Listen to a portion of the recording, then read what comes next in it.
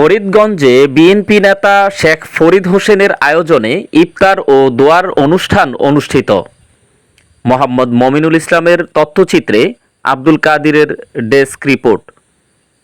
চাঁদপুরের ফরিদগঞ্জ উপজেলার ৩ নং সুবিদপুর পূর্ব ইউনিয়নের ধীরদাইর গ্রামের কৃতি সন্তান ও বাংলাদেশ জাতীয়তাবাদী দল বিএনপির ঢাকা মহানগর উত্তরের স্বেচ্ছাসেবক দলের সভাপতি ও বিশিষ্ট সমাজসেবক মোহাম্মদ শেখ ফরিদ হোসেনের উদ্যোগে ইফতার ও দোয়ার অনুষ্ঠান পালন করা হয়। এ সময় উপস্থিত ছিলেন ফরিদগঞ্জ উপজেলার বিএনপির সকল অঙ্গ সংগঠনের নেতাকর্মী ও সামাজিক ব্যক্তিবর্গ উপস্থিত ছিলেন। এ সময় শেখ ফরিদ হোসেন বলেন, আসসালামু আলাইকুম। আমার প্রিয় ফরিদগঞ্জবাসী এবং আমাদের বিএনপি পরিবারের প্রিয় নেতৃবৃন্দ, এখানে আমাদের অনেক গুণী জ্ঞানী বিজ্ঞ অভিজ্ঞ ব্যক্তিবর্গ আছেন। প্রত্যেকের নাম ধরে অ্যাড্রেস করলে অনেক সময় লেগে যাবে। ইফতারের সময় আমি আজকে আপনারা যারা আমাদের এই ইফতার পার্টিতে অ্যাটেন্ড করেছেন সকলকে আমি আমার পরিবারের পক্ষ থেকে আন্তরিক শুভেচ্ছা ও অভিনন্দন জানাচ্ছি। সেই সাথে আপনাদের সকলের কাছে আমাদের মাননীয় ভারপ্রাপ্ত চেয়ারম্যান জনাব তারেক রহমানের জন্য দোয়া চাচ্ছি। আমাদের গণতন্ত্রের মা মাননীয়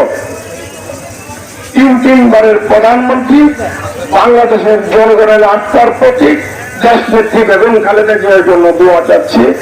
আমি দোয়া চাচ্ছি আগামীতে যেন আমাদের এই ফরিদগঞ্জ একটা ঐতিহ্য আছে যে এটা বাংলাদেশ জাতীয়তাবাদী দল বিএনপির একটি দ্বিতীয় আসন।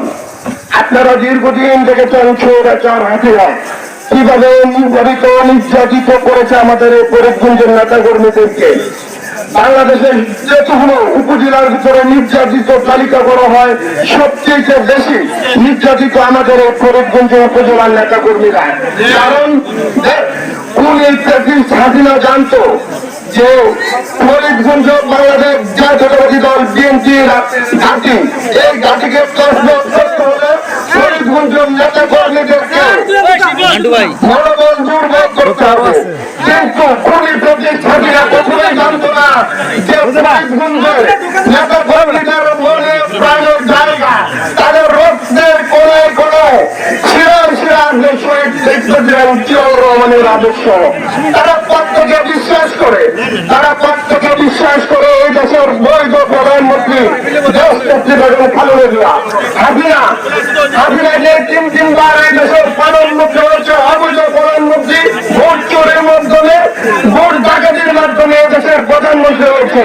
তাই আমি আমার এই ফরিদগঞ্জের বাসীর সকলকে অনুরোধ জানাচ্ছি, আগামী নির্বাচনে আপনারা সহনসূক্তভাবে আপনারা ভোট দিবেন আমাদের বাংলাদেশ জাতীয়তাবাদী দল বিএনপির ধানের প্রতীকে।